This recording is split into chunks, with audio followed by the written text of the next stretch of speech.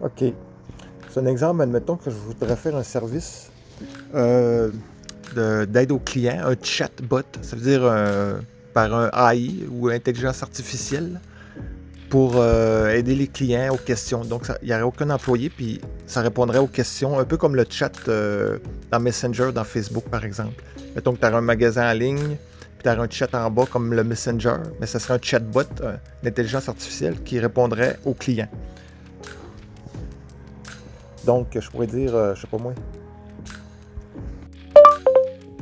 Bon, c'est pas ça. OK.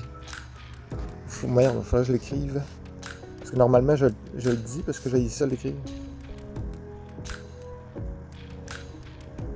Il faut que ce soit slow de même. Peut-être je le parle.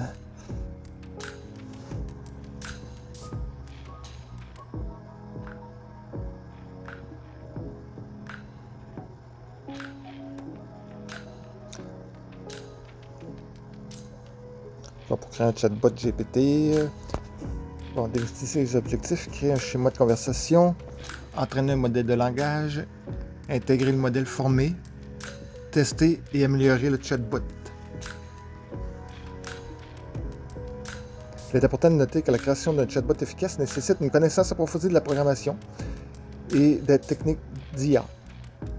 Si vous n'êtes pas familier avec ces sujets, il peut être judicieux de recourir à un développeur expérimenté pour vous aider à créer le chatbot. En utilisant ChatGPT API, pouvons-nous mettre un contexte pour mieux répondre aux questions? Par exemple, pour un magasin de chaussures, qu'est-ce que ça pourrait être? Oui, vous pouvez fournir un contexte en utilisant les métadonnées lors de la requête API. Cela permet au modèle de comprendre le contexte dans lequel la question est posée et d'y répondre de manière plus précise. Pour un magasin de chaussures, le contexte pourrait inclure des informations sur le type de chaussures vendues, les marques disponibles, les services offerts, etc. OK. Là, je lui demande, donne-moi un exemple de contexte pour un magasin de chaussures en ligne. Là, il me donne un exemple en JSON qu'on appelle. Voici un exemple de contexte pour un magasin de chaussures en ligne. Fait que là, tu as Store Name, me l'a fait en anglais, c'est pas grave, ça traduit automatique. Nike, ça c'est les marques disponibles. Service offert, le shipping, blablabla, les catégories de produits. Là, il me rajoute du texte. Ce contexte fournit des informations sur le nom du magasin, son type, en ligne, les marques disponibles, les services offerts et les catégories de produits vendus. Cela peut aider le modèle à comprendre le contexte dans lequel les questions sont posées et à y répondre de manière plus précise. Là, je lui demande donc, il s'agit donc de donner ce contexte à ChatGPT API afin qu'il puisse comprendre les questions et y répondre. Exactement. Vous pouvez fournir ce contexte sous forme de métadonnées lors de chaque requête API de ChatGPT. Cela permettra au modèle de comprendre le contexte dans lequel la question est posée et d'y répondre de manière plus précise et pertinente en utilisant les informations contenues dans le contexte. Il est important de noter que plus le contexte est complet et plus précis, meilleures seront les réponses du modèle.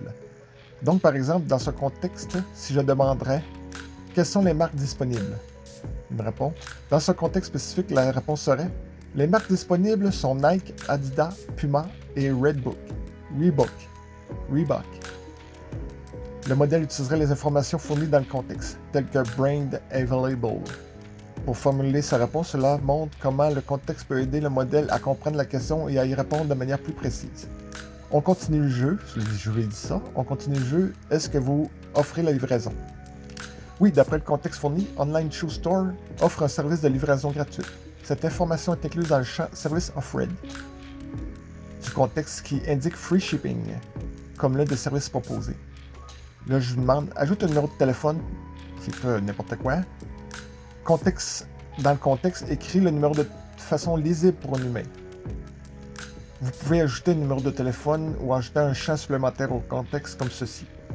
On voit qu'à la fin, ça a rajouté mon numéro de téléphone, lisible par un humain. Il a mis les tirets. Le champ Phone Number a été ajouté pour inclure le numéro de téléphone. Il peut être lu et compris facilement par un humain. Là, il n'a pas compris que je posais la question « Comment puis-je vous rejoindre? » Vous pouvez nous rejoindre OpenAI, puis tout ça, blablabla. Vous pouvez également nous contacter. Là, j'ai stoppé sa réponse. Non, on continue le jeu du client qui parle avec le chatbot.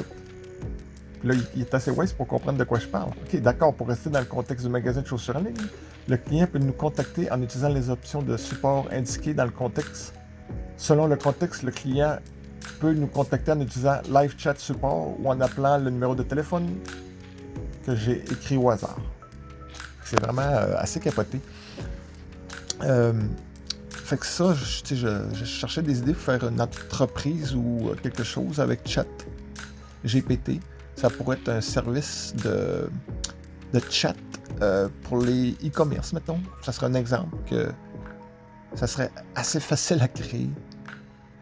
Puis, ça prend de la programmation, mais même le GPT Chat, il peut t'écrire du code, mais pas des affaires trop complexes, mais il peut réparer du code, écrire du code pour aider à faire ton application. Même si je suis programmeur, des fois je cherche comment faire quelque chose. Fait que là, le chat GPT peut m'aider à réparer mes programmations. Je l'ai déjà testé puis ça fonctionne. Ok, je vais encore plus loin. Là, je lui demande à la fin, mettre des noms de représentants. Là, il m'a mis 4 noms. Le grading message, un message de bienvenue. Genre, bonjour, mon nom est représentative name. Ça, c'est genre de mettre un petit code. Ce genre de code qui mettrait un des 4 noms au hasard. Que puis-je faire pour vous aider? Blablabla. J'ai mis 3 exemples de textes qu'il pourrait dire. J'ai dit de m'en faire 3. Bon, le champ grading a été ajouté. Par exemple, si je demande au chatbot quelle pourrait être la réponse, quel est ton nom? Si vous demandez quel est ton nom au chatbot en utilisant le contexte dessus, la réponse pourrait être bonjour, je m'appelle. Ça, je dis, c'est du code, puis il mettrait un nom à la place. Là, je voudrais voir l'exemple. T'sais. Fait que là, je dis donne-moi un exemple en utilisant un des vrais noms qui pourrait être une réponse du chatbot. Il dit bonjour, je m'appelle Jean et je suis là pour vous aider. Comment puis-je vous aider? Là, il se répète, là, par exemple, il faudrait que j'utilise de pas faire ça. Dans ce message, représentative name a été remplacé par Jean, qui est un nom de représentant inscrit dans un champ support représentative. Qu'est-ce qu'on pourrait ajouter au contexte ou comme réponse si quelqu'un devient insultant et dit quelque chose comme « Tu es un idiot et tu comprends rien, espèce de connard. » Il était important de maintenir un comportement approprié. Blablabla. Vous pourriez ajouter une réponse prédéfinie pour ce type de comportement inapproprié. Je pourrais rajouter un champ insulte response s'il se fait insulter. Ça peut dire nous encourageons un comportement respectueux dans toutes les interactions. Veuillez utiliser un langage approprié. Ainsi, une personne à avoir une insulte, la réponse du chatbot pourrait être. Fait que là, il répond à cette question-là. Je pourrais mettre plusieurs exemples aussi, puis je choisirais au hasard.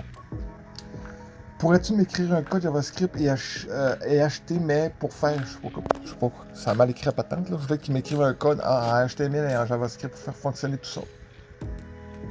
Bien sûr, voici l'exemple de code JavaScript pour implémenter ce contexte dans un chatbot.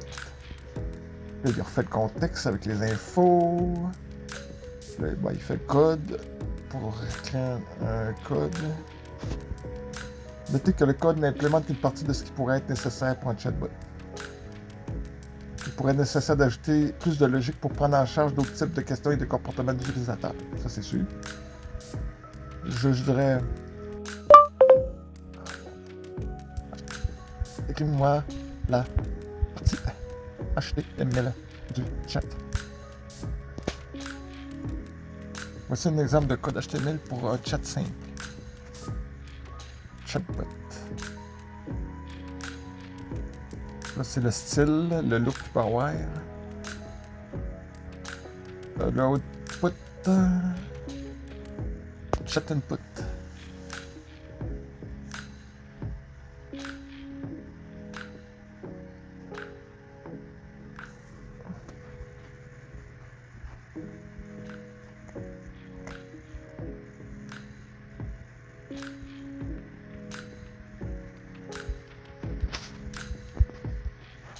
Je dis merci à un chatbot qui sert, il n'y en a rien à foutre.